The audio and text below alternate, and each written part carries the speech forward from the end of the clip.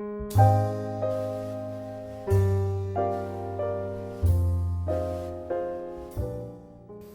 I'm Aaron Baker with Baker Builders, and I'm here in one of our recently poured foundations, and we're getting ready to pour the basement floor tomorrow. And I thought I'd take a moment and show you some of the stuff that we do. Here in southern Michigan, we're a high radon exposure, or possibility of exposure, if you will.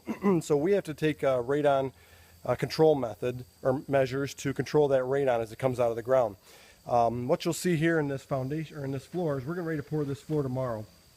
So you'll see that there's this this poly, this visqueen that's down here on the floor, and what the concept is that, and underneath that is pea stone.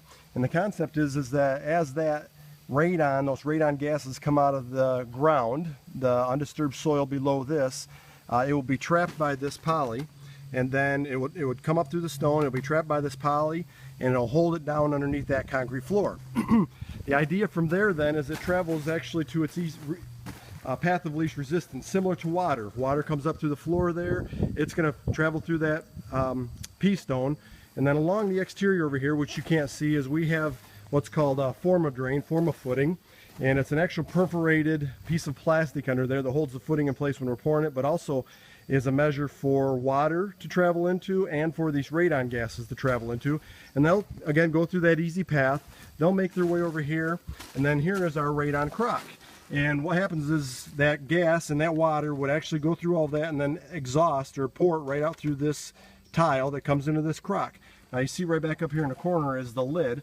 Once that lid is put on here, it's sealed down, and then you see there's some gaskets around the holes that are there.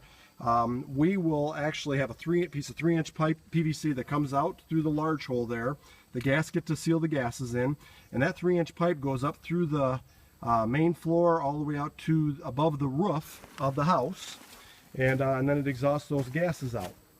And so then you have a house that's relatively radon free. Of course, this isn't 100%. You might have to put in a mechanical means, things like that, but ultimately this is the first step that we need to do to take care of that.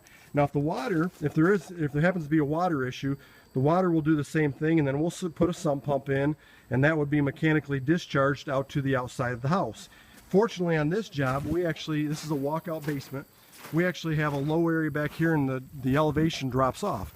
So what we did is we tapped right into that footing tile down in here, and then we ran solid tile right out over the bank.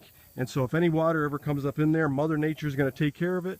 It's going to send it right out there. They'll never have a flooded basement floor.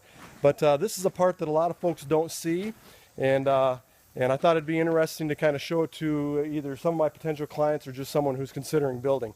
But again, this is in southern Michigan, in Jackson, and some areas around the state of Michigan do not require this. Personally, if I go into those areas, I typically do it anyway because it's a relatively inexpensive method to save on the risk that radon poses down the road. Hope this has been beneficial to you. Thank you.